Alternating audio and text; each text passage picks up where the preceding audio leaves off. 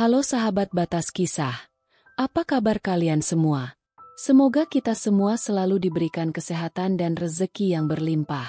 Pada kesempatan kali ini Adinda akan membawakan cerita yang berjudul Luka di Hati Istriku. Biar makin seru, langsung saja ke ceritanya ya. Mas, perutku sakit. Seperti aku udah mau lahiran. Mas, kita ke bidan yuk. Mas, aku udah nggak kuat. Rengek istriku sambil memegangi perutnya. Sakit mas, keluhnya lagi. Melati, kamu jangan cengeng dong. Jangan dikit-dikit langsung ke bidan. Kamu pikir periksa ke bidan itu gak pakai duit? Apa? Ucapku kesal. Harusnya Melati tidak cengeng. Palingan juga sakit sedikit. Memang dasar istriku saja yang cengeng. Sakit beneran. Mas, aku udah gak kuat nih. Tuh, kan? Cengeng benar. Aku semakin kesal saja dibuatnya. Segera kuambil kaos kaki dari dalam lemari, lalu memakainya. Aku harus segera berangkat ke kantor. Malas mendengar rintihan Melati. Sarapannya mana? Mel, kenapa di meja makan gak ada apa-apa? Aku semakin kesal saat membuka tudung saji. Ternyata Melati tidak menyiapkan sarapan untukku. Bahkan kopi pun tidak ada. Keterlaluan. Dari subuh tadi perutku udah sakit. Mas, aku nggak sanggup lagi buat masak. Alasan saja. Bilang saja kamu malas. Ya Allah mas, kok ngomongnya gitu sih? Ya iyalah. Suami mau berangkat kerja tapi sarapannya pun nggak disiapin. Istri macam apa kamu ini? Aku tidak mau kalah darinya. Aku ini laki-laki. Jadi istriku harus nurut padaku. Setelah aku mengucapkan kata-kata itu, Melati diam. Ia tidak lagi mengeluh sakit perut. Tuh, kan? Benar dugaanku. Melati pasti hanya lagi malas masak. Pakai alasan sakit perut segala lagi. Ia pikir aku percaya? Mas ke kantor dulu. Ingat. Kamu jangan kemana-mana. Tunggu sampai mas pulang. Jika sampai nanti sore sakit perutmu belum sembuh juga, baru kita periksa ke bidan. Ingat, jangan pernah melakukan apapun tanpa persetujuan mas. Ngerti? Melati tidak menjawab. Ia malah menangis. Dasar ceng. Oh ya, nanti kalau perutmu udah gak sakit lagi, kamu harus masak, nyuci dan bersihin rumah seperti biasa. Mas tidak mau nanti saat pulang, rumah ini masih berantakan. Apa kamu udah gak sayang lagi padaku? Mas, apa kamu menginginkan aku dan anak kita mati? Sahutnya dengan air mata yang sudah berderai di pipi. Pertanyaan macam apa itu? Kenapa pertanyaan Melati jadi ngelantur gini ya? Sepertinya kamu memang menginginkan aku mati ya? Mas, aku udah kesakitan begini. Tapi kamu sedikit pun tidak peduli. Apaan sih? Gak usah lebay deh. Jika kamu memang menyayangiku, pasti saat ini kamu sudah membawaku ke bidan. Aku yakin, aku udah mau lahiran. Mas, udah ada tanda-tandanya. Tapi kamu sama sekali tidak peduli. Aku udah kesakitan begini. Kamu malah acuh. Di mana hati nuranimu? Mas? Kok? Malah ngajak ribut sih? Kamu tuh yang harusnya nyadar. Kamu udah lupain kewajiban kamu sebagai seorang istri. Mel, ini buktinya. Mas harus ke kantor dengan perut kosong. Kan baru kali ini. Mas, itu pun karena perutku sakit. Sudah. Mas gak mau ribut. Ya, mending mas ke kantor saja. Tunggu mas, aku mau minta tolong. Tolong mas beliin madu dan juga telur ayam kampung untukku. Ya. Untuk apa? Heran. Sakit perut kok. Mintanya telur ayam kampung sama madu. Kata orang-orang, itu bagus buat ibu yang mau lahiran. Mas, buat tambah tenaga. Yang benar saja, madu udah berapa sebotol? Buang-buang duit saja. Aku segera merogoh kantong celana untuk mencari ponsel. Lalu menelepon ibu. Lebih baik kutanyakan saja pada ibu karena ibu sudah pengalaman. Secara, Ibu sudah melahirkan sebanyak 4 kali. Pasti beliau lebih paham. Assalamualaikum, Firman. Kenapa, Nak? Tanya ibu di seberang telepon. Waalaikumsalam, Bu. Ini loh, Melati katanya sakit perut. Dia ngajak ke bidan buat periksa. Katanya udah mau lahiran. Dia juga minta dibeliin madu sama telur ayam kampung. Oh, jadi si Melati lagi sakit perut? Gak apa-apa. Berarti istri kamu udah mau lahiran. Jelas ibu. Oh, gitu ya, Bu? Apa aku harus bawa Melati ke bidan sekarang? Biar aku cuti kerja, Bu. Jangan langsung buru-buru ke bidan. Selagi istri kamu masih bisa jalan, berarti belum saatnya lahiran. Tunggu sampai istrimu gak bisa ngapa-ngapain lagi, baru bawa ke bidan. Di bidan juga palingan cuma diperiksa. Ujung-ujungnya nunggu sampai bukaan lengkap juga. Pastinya biayanya makin besar. Semakin lama di bidan, biayanya akan semakin besar. Firman, kalau bisa nih ya, begitu istrimu lahiran, langsung saja bawa pulang biar biayanya gak terlalu mahal. Memangnya gak apa-apa ya, Bu? Aku khawatir. Dari tadi Melati meringis terus. Sampai nangis segala. Alah, itu sih biasa. Sakit dikit doang. Ibu yang udah lahiran sebanyak 4 kali aja kuat. Gak pakai bidan-bidan segala. Ibu lahiran di rumah dibantu dukun beranak. Bilangin sama Melati, jangan manja. Iya, Bu. Aku juga tadi udah ngomong gitu. Tapi Melati tetap ngotot mau ke bidan. Gak usah. Tunggu sampai kamu pulang kerja saja. Bila perlu, Ibu akan nyuruh mbak kamu buat ngantar rumput Fatimah. Biar cepat bukaannya. Iya, Bu. Udah dulu ya. Assalamualaikum. Aku pun mengakhiri sambungan telepon. Setelah mendengar penjelasan ibu, aku merasa lebih tenang. Apalagi sebentar lagi Mbak Santi akan datang membawa rumput Fatimah. Konon katanya, rumput tersebut bisa mempercepat bukaan di jalan lahir. Sekarang aku bisa berangkat ke kantor dengan tenang. Mel, Mas berangkat dulu, kata ibu. Kamu jangan cengeng, itu biasa. Namanya juga mau lahiran. Nanti Mbak Santi akan datang ke sini bawain rumput Fatimah. Mas pamit dulu ya.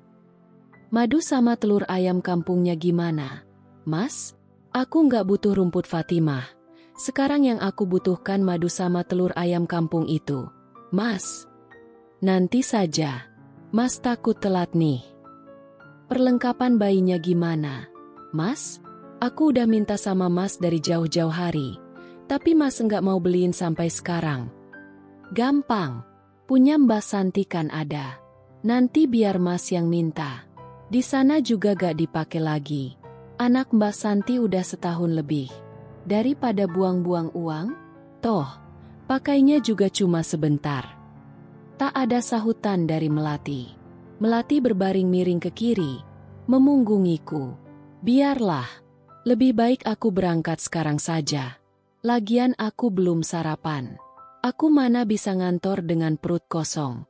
Biasanya di ujung gang sana ada penjual bubur ayam. Lebih baik aku sarapan di sana.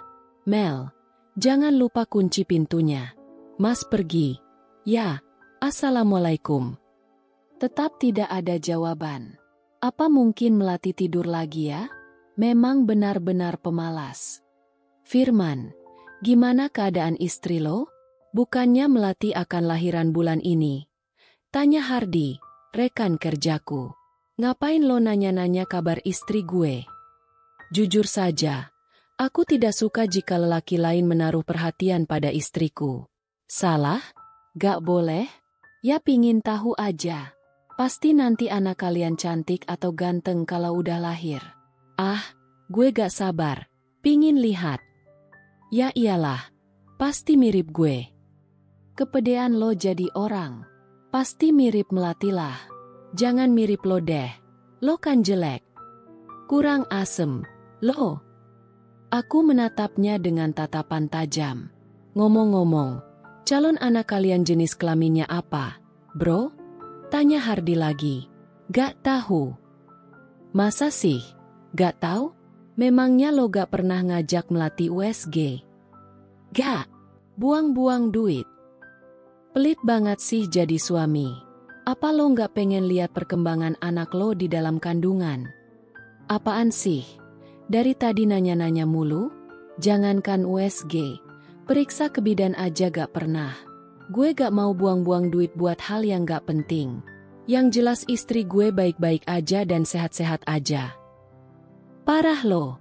Entar jangan nyesel kalau terjadi sesuatu yang tidak diinginkan dengan istri atau anak lo. Lo itu pelitnya kebangetan tau. Kenapa lo yang sibuk sihar? Terserah gue dong. Mau ngapain? Melati aja gak pernah protes. Lah, lo siapa? Aku memilih untuk meninggalkan Hardi yang bawel itu. Lagian, sibuk banget ngurusin rumah tangga orang. Lebih baik aku ke kantin saja. Kebetulan ini sudah jam makan siang. Perutku sudah lapar. Baru saja aku hendak memasukkan suapan pertama ke mulut. Tiba-tiba ponselku berbunyi. Siapa sih yang nelpon? Ganggu aja. Nama Melati tertera di layar ponsel. Entah apa lagi maunya. Ganggu orang lagi makan saja. Aku sengaja merejek panggilannya. Aku malas bicara dengannya. Pasti ia hanya ingin mengeluh sakit perut. Bosan dengarnya.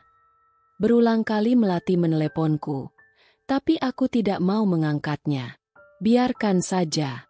Aku terus menikmati makan siang tanpa merasa terganggu dengan dering ponsel. Biarkan saja. Pasti ia lelah sendiri nantinya. Mas, pulang sekarang ya. Aku udah gak kuat. Isi pesan singkat dari Melati. Ternyata Melati tidak kehabisan cara. Karena aku tidak kunjung mengangkat teleponnya, ia pun mengirimkan pesan. Gak bisa. Mas masih kerja. Tunggu saja sampai Mas pulang. Ingat, jangan kemana-mana. Tetap di rumah. Kukirimkan balasan pesan untuknya. Beberapa detik kemudian, pesanku berubah menjadi centang biru garis 2. Itu berarti Melati sudah membaca pesanku. Tak ada jawaban. Berarti Melati menuruti perintahku.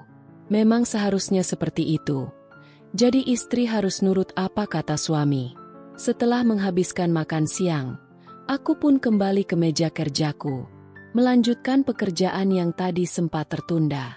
Aku bekerja di sebuah perusahaan swasta sebagai karyawan biasa. Aku bekerja di perusahaan ini sudah hampir 5 tahun. Bahkan sebelum aku menikahi Melati. Baru saja aku hendak menyentuh laptop, tiba-tiba ponselku berbunyi lagi. Apa lagi, sih? Pasti Melati lagi yang nelpon.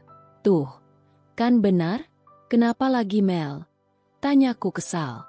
Melati tidak henti-hentinya menggangguku. Membuat fokusku jadi teralihkan. Mas, cepetan pulang. Aku udah gak kuat. Perutku makin sakit mas. Cengeng banget sih. Udah Mas bilang, tunggu sampai Mas pulang. Gak sabaran banget sih jadi orang.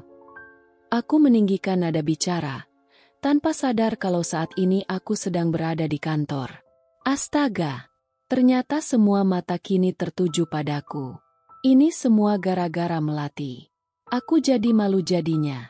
Firman, lo kenapa marah-marah gitu? Marah sama Melati? Gak malu apa diliatin orang-orang? Hardi menghampiri. Lo lagi, ngapain sih ikut campur mulu urusan gue? Aku semakin kesal saja lihat si Hardi. Lagian gue juga mau marah. Itu urusan gue. Hardi, gue berhak marah sama istri gue sendiri. Terus, apa urusannya dengan lo? Iya sih, itu urusan lo. Cuma, jangan sampai lo ngelakuin kesalahan yang bakal lo sesali nantinya. Gue cuma ngingetin aja bro. Gak ada maksud apa-apa. Iya, gue lagi kesel sama Melati. Nyuruh-nyuruh gue pulang padahal dia tahu kalau gue lagi sibuk kerja. Siapa tahu itu penting. Coba tanyakan lagi. Apa jangan-jangan istri lo udah mau lahiran? Iya, dia dari tadi pagi ngeluh sakit perut. Terus ngapain lo masih di sini? Sana minta izin. Pasti diizinin. Istri lo butuh lo, Firman. Nanti saja. Nanggung nih. Lagian dia masih bisa jalan kok. Kata nyokap gue, kalau masih bisa jalan berarti belum, masih lama. Pemikiran dari mana tuh? Parah, lo mau nunggu sampai istri lo mati dulu? Kalau udah gak bisa jalan berarti udah mati bro. Benar-benar keterlaluan. Kalau gue jadi lo, pasti udah gue dampingi istri gue. Gue bakal selalu ada di sampingnya, menjadi suami siaga. Dek, aku merasa tertampar mendengar kata-kata sahabatku tersebut. Apa iya? Aku sudah menjadi suami yang egois? Ada apa ini? Tiba-tiba Pak Akbar, sang atasan datang menghampiri kami. Ini loh, Pak, istrinya Firman udah mau lahiran dan udah ngeluh sakit perut dari pagi. Pas istrinya minta antar ke dokter, Firman malah marah-marah dan membentak istrinya. Jelas Hardi. Duh, kenapa Pak Akbar pakai muncul segala sih? Ini lagi si Hardi. Pakai mempermalukanku segala di depan atasan. Firman, benar apa yang dikatakan Hardi? Tanya Pak Akbar sambil menatapku dengan tatapan tajam. Iya, Pak. Jawabku terbata. Firman, pulanglah, dampingi istrimu. Jangan sampai kamu menyesal nantinya. Saya yang akan memberimu izin. Jadi pulanglah sekarang. Baik, Pak. Aku mengangguk patuh kepada atasanku tersebut. Membereskan meja kerjaku. Lalu segera berjalan menuju parkiran, di mana kendaraan roda 2ku terparkir. Sesampainya di depan rumah, aku sedikit terkejut karena mendapati pintu terbuka. Aku segera memarkirkan motor, lalu bergegas masuk ke dalam rumah. Melati, Mel, kamu di mana? Aku mencarinya di seluruh ruangan, namun tak juga kutemui. Kemana Melati? Ah, lebih baik aku menghubungi ponselnya saja. Ponselnya berdering, sepertinya dari arah kamar. Kucari sumber bunyi tersebut, ternyata ponsel Melati ada di atas meja rias. Tapi kemana Melati? Di kamar mandi pun tidak ada. Melati, kamu di mana sih? Tok tok tok. Permisi. Tiba-tiba aku mendengar bunyi ketukan dari arah pintu. Segera ku menuju pintu utama untuk melihat siapa yang mengetuk pintu. Pak RT, ada apa? Aku sedikit terkejut melihat kedatangan Pak RT. Ngapain ia siang-siang begini datang ke rumahku? Firman, saya cuma mau menyampaikan kalau istrimu Melati ada di rumah sakit. Saya dan istri saya yang membawanya ke rumah sakit. Jelas Pak RT. Rumah sakit? Kenapa Bapak membawa istri saya ke rumah sakit? Gak minta izin saja. Lagi. Ya, aku kesal dengan Pak RT. Seenaknya saja bawa istriku ke rumah sakit. Kenapa Bapak gak bawa istri saya ke klinik yang menerima pasien BPJS? Kenapa harus ke rumah sakit? Itu namanya nyusahin. Pak, Bapak tahu gak? Di rumah sakit itu uang semua. Pak, aku meluapkan kemarahanku kepada Pak RT yang sok jadi pahlawan ini. Hei, Firman, seharusnya kamu bersyukur masih ada yang mau menolong istri kamu. Tadi istri kamu udah pingsan di depan rumah. Gak ada yang nolongin. Sahut Bu RT. Kami sudah bawa Melati ke klinik kasih ibu. Tapi bidan menolak. Beliau menyarankan untuk membawa istrimu ke rumah sakit. Udah, buruan sana. Dokter nyari-nyari kamu. Melati sepertinya mau dioperasi sesar deh. Buruan sana. Desak Pak RT. Astaga, jangan sampai Melati operasi. Bisa-bisa uang tabunganku bakalan habis nantinya. Aku kan inginnya Melati lahiran normal. Memang sih. Biaya operasi sesar itu ditanggung oleh BPJS. Tapi aku belum berpengalaman. Aku tidak tahu ditanggung semua atau hanya separuhnya. Ini semua gara-gara Melati. Jika dia tidak keluar rumah, pasti nggak bakal seperti ini. Awas saja jika sampai Melati harus menjalani operasi sesar. Akan kusuruh ia mengganti semua biayanya. Ini semua gara-gara Melati. Jika dia tidak keluar rumah, pasti tidak bakal seperti ini jadinya. Awas saja jika sampai Melati harus menjalani operasi sesar. Akan kusuruh dia mengganti semua biayanya. Firman, ngapain masih bengong di sini? Ayo sana, susul istrimu ke rumah sakit. Di sana masih ada Anita, biar dia bisa pulang. Sepertinya tadi dia mau berangkat kerja, tapi karena gak tega lihat istrimu, akhirnya Anita ikut nganterin Melati ke rumah sakit. Mbak Anita ikut nganterin Melati ke rumah sakit? Ngapain sih? Bisa-bisa nama baikku akan tercoreng jika sampai Melati mengatakan yang bukan-bukan kepada Mbak Anita. Walaupun Mbak Anita hanya sebatas tetangga, tapi setidaknya aku tidak mau imageku terlihat jelek di matanya. Oh ya, jangan lupa bawa perlengkapan bayi sekalian. Soalnya tadi ditanyain sama suster. Ucap Pak RT lagi. Perlengkapan bayi? Aduh, gimana ini? Mana perlengkapan bayi belum beli lagi? Ibu juga belum mengantar perlengkapan bayi milik Mbak Santi ke sini. Gimana ya? Apa aku harus ke rumah ibu dulu? Terus gimana dengan Melati? Pak, ayo buruan. Tinggalin aja tuh si Firman. Ibu bisa darah tinggi kalau berlama-lama di sini. Gimana gak darting coba? Lihat aja tuh si Firman.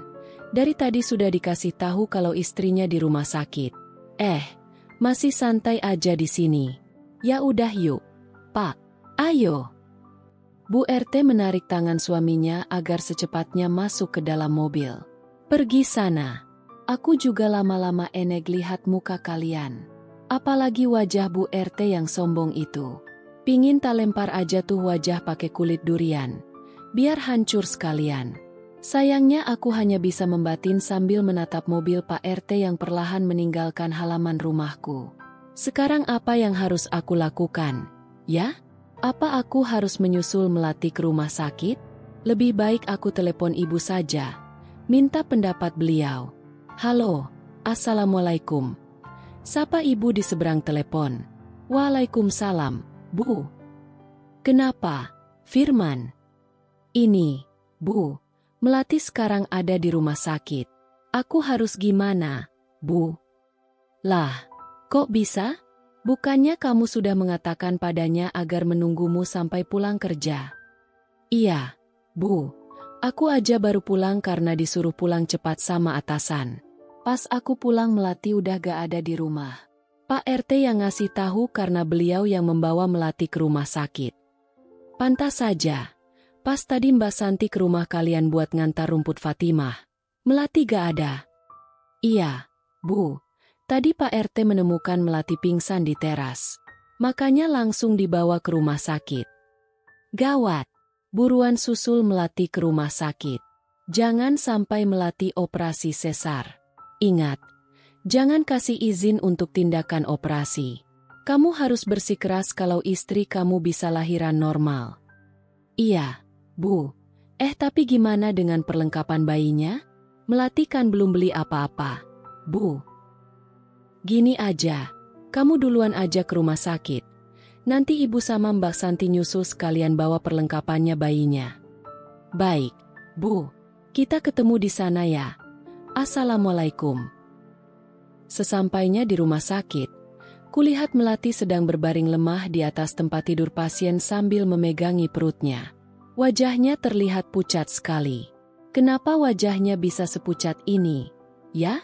Padahal tadi pagi masih baik-baik saja. Syukurlah Bapak sudah datang. Bapak suaminya pasien, kan? Dokter membutuhkan tanda tangan Bapak untuk persetujuan tindakan operasi sesar. Silakan ikut saya, Pak. Operasi sesar. Dahiku mengernyit mendengar ucapan suster tersebut. Benar dugaanku. Pasti dokter akan menyarankan untuk operasi sesar. Tapi aku tidak akan memberi izin. Melati kuat.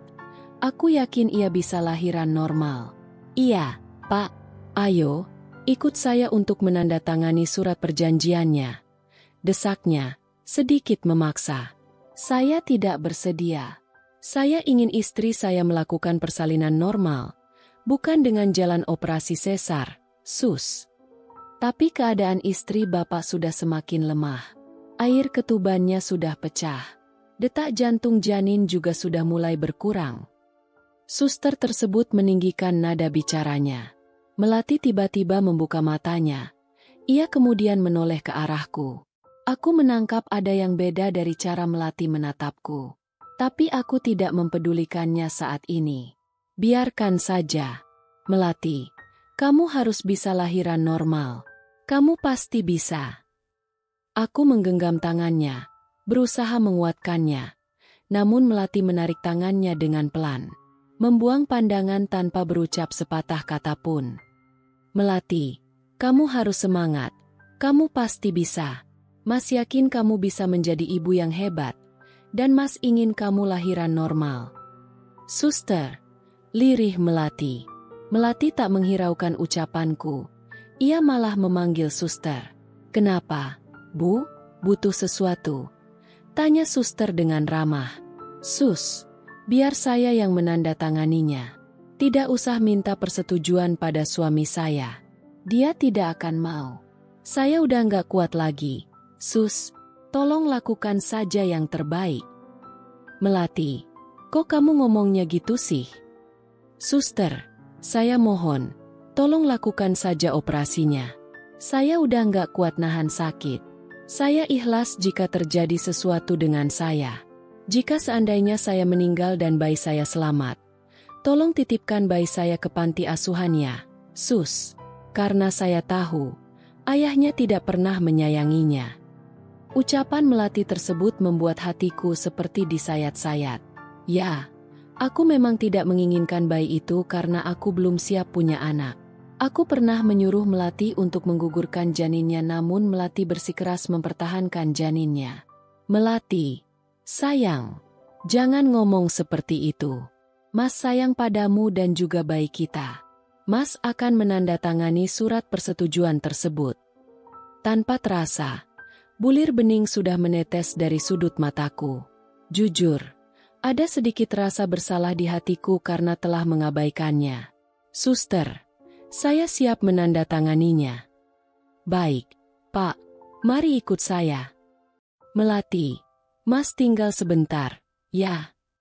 Tak ada jawaban. Aku pun mengikuti suster tersebut menuju sebuah ruangan.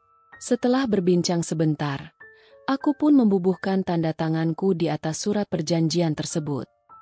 Firman, gimana? Melati sudah lahiran belum? Tanya ibu yang baru saja tiba. Ternyata beliau datang bersama Mbak Santi. Belum, Bu. Melati masih di dalam. Melati gak jadi lahiran normal. Tanya ibu lagi. Dokter menyarankan agar melakukan operasi sesar saja, Bu. Soalnya kondisi Melati sudah sangat lemah. Itulah akibatnya jika tidak mau dengerin nasihat orang tua. Ya, begini jadinya. Nyusahin aja. Oh ya, ini ibu bawakan perlengkapan bayi seperti yang kamu minta. Ibu kemudian menyerahkan sebuah kantong plastik besar berwarna hitam kepadaku. Kenapa baunya agak lain, ya? Seperti belum dicuci. Bu, ini kok berantakan begini? Udah kusut, bau lagi. Protesku sambil mengangkat sebuah gurita bayi dan memperlihatkannya pada ibu dan juga Mbak Santi. Ya ampun, bukan cuma kusut dan bau. Ternyata memang kotor. Ada noda hitamnya juga. Astaga, masa bayiku harus memakai pakaian seperti ini sih? Namanya juga bekas. Ya begitulah, sahut Mbak Santi. Keluarga Bu Melati. Panggil seorang suster yang baru saja keluar dari ruang operasi. Iya, saya, Sus. Aku memasukkan kembali gurita bayi tadi ke dalam plastik. Lalu menghampiri suster yang sudah berdiri di hadapan kami. Pak, perlengkapan bayinya mana? Udah dibeli belum? Maanu, Sus. Aku gelagapan menjawab pertanyaan suster. Ada rasa takut untuk memberikan perlengkapan bayi bekas tersebut padanya. Anu apa, Pak? Saya minta perlengkapan bayinya karena dokter akan segera melakukan tindakan. Pak, ini, Sus, bawa saja. Ucap Mbak Santi sambil menyerahkan kantong plastik tadi kepada suster. Ini apa, Bu? Kening suster tersebut mengernyit menatap kantong plastik tersebut. Ya perlengkapan bayilah, sahut Mbak Santi. Suster tersebut membukanya, lalu memeriksa isinya. Namun suster tersebut langsung menutup hidung dan langsung mengembalikan kantong plastik tersebut. "Ini apa, Bu? Saya tidak bisa menerimanya." "Apaan sih, Sus? Ini perlengkapan bayi yang Anda minta." "Ya, memang bekas sih, tapi masih layak pakai kok." Mbak Santi menyerahkannya lagi kepada suster. "Tidak ada yang lain, Pak." Suster malah bertanya padaku, "Kenapa, Sus? Rumah sakit ini aneh banget ya. Masa semuanya harus serba baru? Orang perlengkapan bayinya dipakai juga cuma sebentar kok." Sahut Mbak Santi, "Enggak mau kalah. Bukan masalah itu, Bu. Boleh-boleh saja pakai yang bekas. Tiada peraturan yang mengatakan harus baru. Yang penting harus bersih. Bukan seperti perlengkapan bayi yang kalian bawa. Bisa-bisa bayinya nanti alergi dan gatal-gatal kalau memakai itu. Kotor dan jorok begitu." "Ini suster memang cari masalah ya, Bu. Cucu ibu saja pakai itu gak gatal-gatal tuh badannya." Bisik Mbak Santi pada ibu. "Bersih versi kalian beda dengan bersih versi rumah sakit. Bu, maaf. Alasan saja." Mbak Santi nggak mau kalah. "Bapak beli saja sekarang. Harus lengkap ya. Masih ada waktu, Pak." "Beli di mana, Sus?" Tanyaku bingung. Mana waktunya udah mepet lagi. "Bapak jalan kaki saja. Di seberang jalan ada baby shop. Beli di sana saja." "Gak usah beli, Firman. Pakai ini saja. Perlengkapan bayi ini sudah turun-temurun. Jadi cucu ibu juga harus pakai ini," tegas ibu. Suster hanya menggeleng mendengar perkataan ibu, lalu kembali ke ruang operasi tanpa berkata lagi. "Tapi, kan suster nyuruh beli, Bu," protesku. "Gak usah. Buang-buang duit saja. Dipakainya juga cuma sebentar doang," mubazir Firman. Karena ibu sudah berkata demikian, aku pun menurut saja. Sambil menunggu proses operasi sesar selesai, ibu terus saja mengoceh. Ibu marah dan kesal karena Melati tidak bisa lahiran normal. Menurut beliau, wanita yang tidak bisa lahiran normal itu adalah wanita cengeng. Ibu pun membandingkan Melati dengan dirinya dan juga dengan Mbak Santi yang bisa lahiran normal. Mbak Santi juga sependapat dengan ibu. Menurutnya Melati terlalu manja. Belum nyoba lahiran normal saja sudah menyerah terlebih dahulu. Akhirnya aku juga ikut kesal pada Melati karena aku juga ingin agar Melati lahiran normal. "Mas Firman, Melati gimana? Masih di ruangan operasi ya?" Tiba-tiba suara seseorang membuyarkan lamunanku. Aku berbalik dan menoleh. Ternyata itu suara Mbak Anita, tetanggaku. Mbak Anita sudah berdiri di belakangku sambil menenteng sebuah paper bag. "Iya Mbak, Melati masih di dalam." "Dia siapa?" tanya ibu sambil menatap Mbak Anita dengan tatapan yang kurang bersahabat. "Dia Mbak Anita, Bu. Tetangga sebelah rumah." "Ngapain kamu kesini? Ada urusan apa?" tanya ibu lagi. "Aku mau lihat keadaan Melati. Soalnya aku khawatir," jawab Mbak Anita tanpa mau menoleh ke ibu. Tatapannya fokus pada ruangan operasi yang berada di hadapan kami. "Memangnya ada hubungan apa kamu sama Melati? Itu yang kamu bawa apa?" sahut Mbak Santi. "Aku memang bukan siapa-siapanya Melati. Hanya sebatas tetangga yang peduli akan penderitaannya. Dan ini aku bawain perlengkapan bayi buat Melati. Soalnya menurut yang kudengar, suaminya tidak mampu untuk membeli perlengkapan bayi. Aku kasihan, makanya aku bawain." "Dek, apa maksud ucapan Mbak Anita dengan mengatakan Melati menderita? Apa Melati sudah cerita yang bukan-bukan pada Mbak Anita? Dan apa yang diucapkannya barusan sungguh membuatku merasa tersindir. Mbak Anita terang-terangan telah merendahkanku sebagai seorang suami. Maksud Mbak apa? Merendahkan aku seperti itu? Mengatakan kalau Melati menderita dan aku sebagai suami tidak mampu membeli perlengkapan bayi?" Aku mencecar Mbak Anita dengan berbagai pertanyaan. "Lah, memang kenyataannya begitu kok. Melati menderita hidup sama kamu.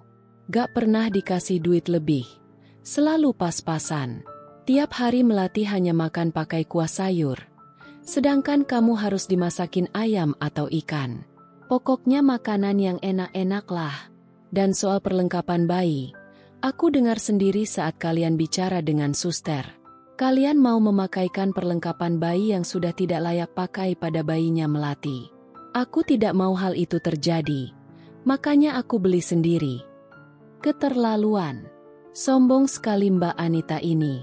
Ia pikir aku tidak mampu untuk membeli perlengkapan bayi. Apa? Bukannya tidak mampu. Hanya saja sayang uangnya. Ternyata Melati sudah membuka aibku di belakang. Awas ya. Nanti akan kubuat perhitungan dengan Melati. Tega-teganya ia menjelek-jelekan suaminya sendiri. Cukup. Ya. Anda bukan siapa-siapa. Berhenti menjelek-jelekan anak saya dan berhenti sok peduli. Lebih baik Anda pergi dari sini karena kehadiran Anda tidak diharapkan di sini. Tegas ibu sambil menatap Mbak Anita dengan tatapan tidak suka. Saya berada di sini bukan untuk kalian, tapi untuk Melati. Soal omongan saya barusan, itu fakta dan saya tidak menjelek-jelekan anak sampean. Itulah kenyataannya. Bu. Sepertinya ini perempuan perlu dikasih pelajaran biar dia tahu siapa kita. Mbak Santi berjalan mendekati Mbak Anita. Sepertinya akan terjadi sesuatu yang tidak diinginkan di sini.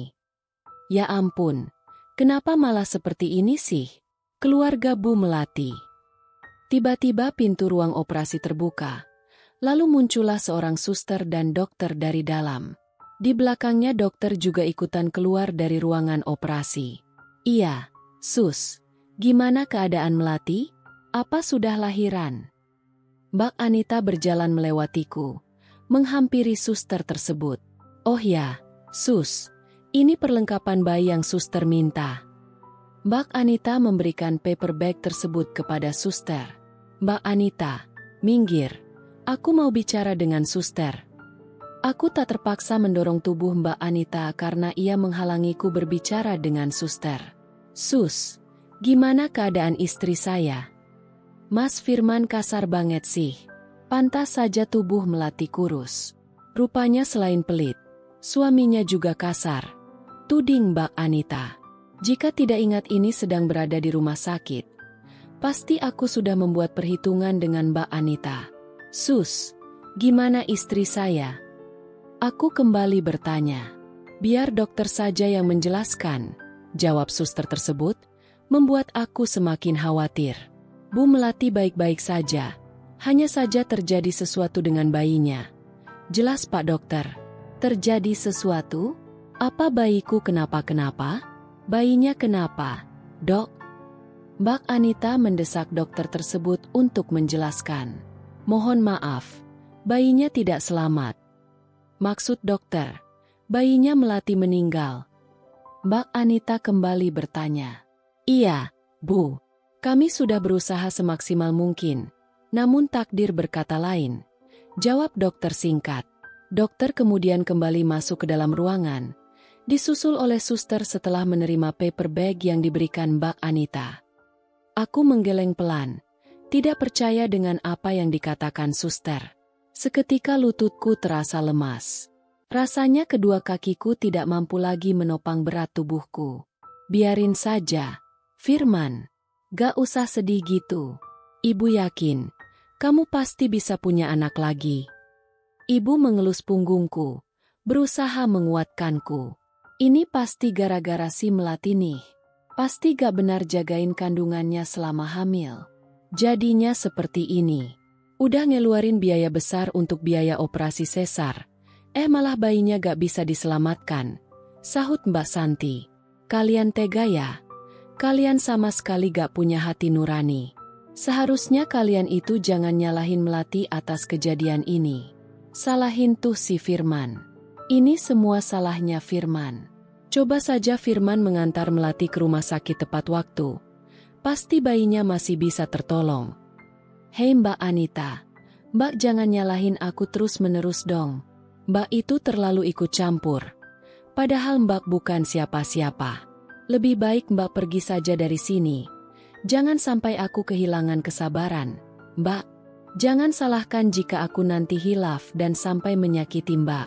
Karena semua perkataan yang keluar dari mulut Mbak itu menyakitkan bagiku. Aku lagi berduka. Jadi tolong jangan membuat suasana hatiku semakin kacau.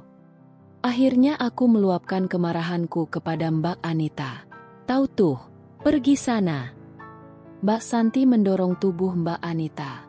Aku tidak habis pikir sama kalian. Terutama kamu, Firman. Namamu Firman. Tapi ternyata namamu tidak sebaik kelakuanku.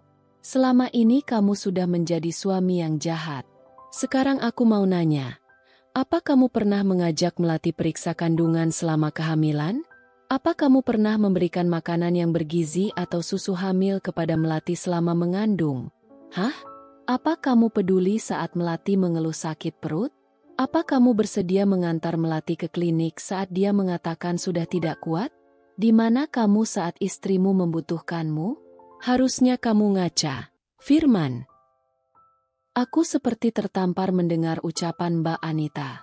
Semua yang dikatakannya memang benar. Apa mungkin selama ini aku telah menjadi suami yang egois? Ini perempuan kok makin dibiarkan makin menjadi. Memangnya siapa kamu? Berani membentak-bentak anakku. Hah? Aku yang melahirkannya. Jadi aku yang lebih tahu bagaimana anakku. Kamu hanya orang asing yang kebetulan bertetangga dengan anak dan menantuku. Jadi stop menghakimi anakku. Ibu terlihat murka. Tidak terima dengan apa yang dikatakan Mbak Anita. Lebih baik kamu pergi saja. Kehadiranmu di sini hanya memperkeruh suasana. Bentak Mbak Santi sambil mendorong tubuh Mbak Anita. Akhirnya Mbak Anita pun berlalu dari hadapan kami. Bersambung, berhubung ceritanya sangat panjang. Sampai di sini dulu ya. Jika sahabat Batas Kisah ingin melanjutkan ceritanya, bisa komen di bawah. Terima kasih untuk penonton setia Batas Kisah. Mohon maaf jika Adinda ada salah kata. Doa Adinda hari ini semoga penonton setia Batas Kisah diberikan kesehatan dan rezeki yang berlimpah. Sekian dan terima kasih.